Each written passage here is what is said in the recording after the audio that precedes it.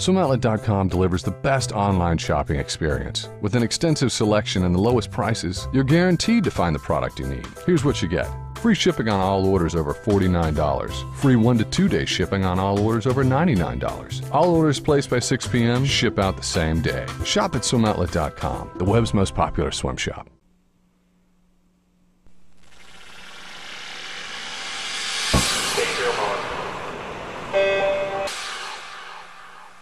This is the Morning Swim Show for Wednesday, August 8th, 2012. I'm your host, Jeff Cummings. The 10K Marathon Olympic Swim is coming up, and before the athletes plunge into the Serpentine at Hyde Park, we thought a preview of the races would be in order. Joining me in the Fidesz Monitor today is open water guru Steve Munatones to talk about the upcoming races. Hi Steve, welcome back to the show. It's good to see you again. Yeah, good morning. Same to you. So the women's race begins tomorrow and the men's is on Friday.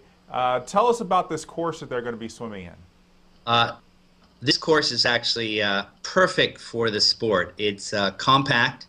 It'll be 6 loops to make up the 10,000 meter course. If the triathlon was any precursor of what will be happening, there will be places where people will be 30 and 40 spectators deep. So there are going to be tens of thousands of people on this course. It's obviously a flat course. The water is not that cold and probably an ideal temperature for very fast swimming.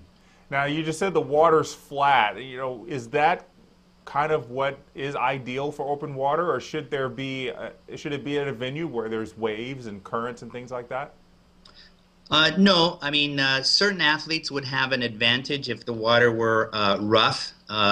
Athletes like Peter Stoichev, the English Channel world record holder, he would have an advantage if the water were rough.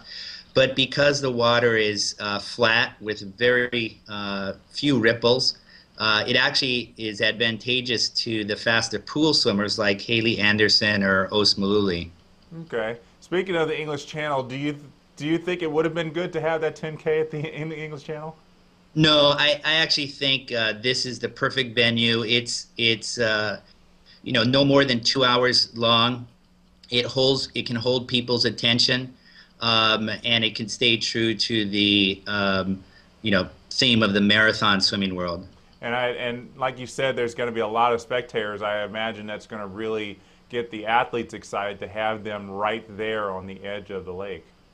Oh, absolutely. I mean, the decibel level at the triathlon was incredible, and they had obviously Britain has some very good triathletes, and in the same vein, the Kerri-Anne Payne is the odds-on gold medal favorite. So the British fans are going to come out in hordes.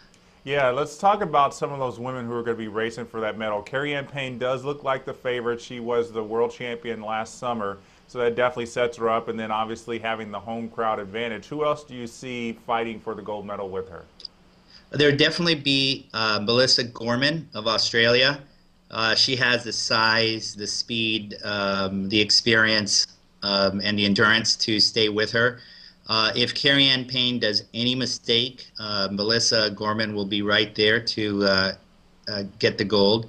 Haley Anderson, if she can swim intelligently, meaning she's not in the middle of the pack and she can stay on the outside, she could use her speed to her advantage on the last loop.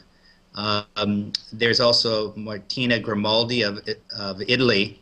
She'll be in there, but I do think that this course is perfectly set up for those people who can swim a very fast sprint at the end, and that leads me to believe that Kerri-Anne Payne, Melissa Gorman, and Haley Anderson will be in the mix. And as you said, this course really does have an advantage for those who are pool swimmers, and those three have all been very good in the pool. So as you said, it seems like it'll be them.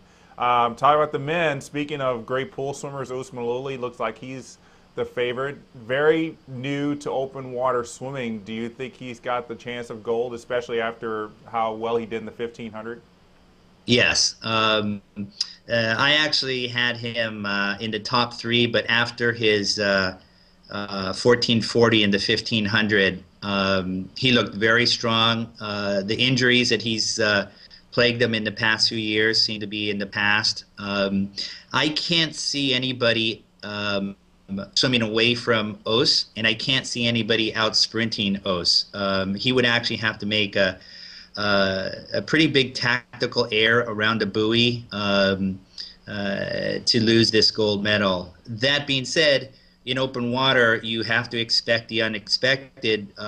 There will be yellow cards and red cards called. Yellow card meaning a warning, a red card meaning a disqualification, and all it takes is one arm stroke caught with another swimmer, and you're out. So, you know, all things being said, if the favored athletes stay out of the scrum and can stay, you know, red card free, the favorite should rise to the top. I think that's what makes open water swimming so exciting to a lot of the spectators is, you know, it's not you're swimming in your own lane and you swim back and forth. There's a lot of jostling between the competitors because you're all in a group. Nobody really swims away from the pack. They all try to stay together for the whole 10 kilometers, at least until that last sprint.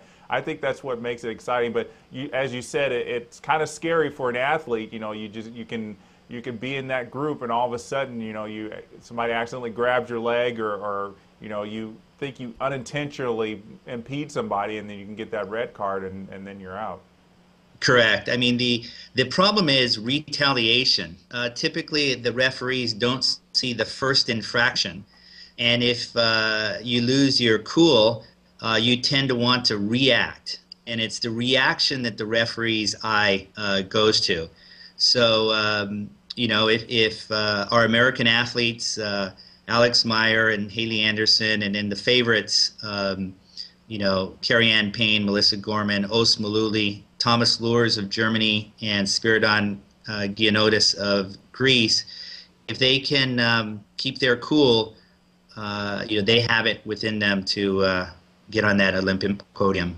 Yeah, you talk about Os being the favorite, but I've really got to tip it towards those established open water swimmers. You mentioned Spiridon Giannoutis and Thomas Lures and Alex Meyer, who's really become a force in open water swimming. I think in this case for them, I think a little bit of the experience might help. They know how to not only pace themselves, they know how to swim in the pack, where Os, this being, I think, his fourth open water swim, may still be kind of feeling things out here. Absolutely. And you actually have to throw in the fact that feeding or hydration during the race is very critical. Even if you're Os Maluli, if you don't hydrate well throughout the 2-hour race, you're not going to have enough in the tank for that final sprint. So you are correct. The more experienced athletes like Thomas Lures have done this dozens of times in pressure situations, and just swimming by the feeding station, grabbing the water bottle or whatever you're drinking in a pack, that's not an easy thing to do. So, you know, you are correct. It does favor those experienced people. Os needs to swim around people. He's not used to that being a pool swimmer. So it's going to be very exciting, and we're not going to know who the winner is until that last 200-meter sprint. Well, this is the second Olympic open water swim, 10K marathon that they've done. You've been an established open water swimmer for many years. You know, 20 years ago, did you imagine that this would ever be an Olympic event?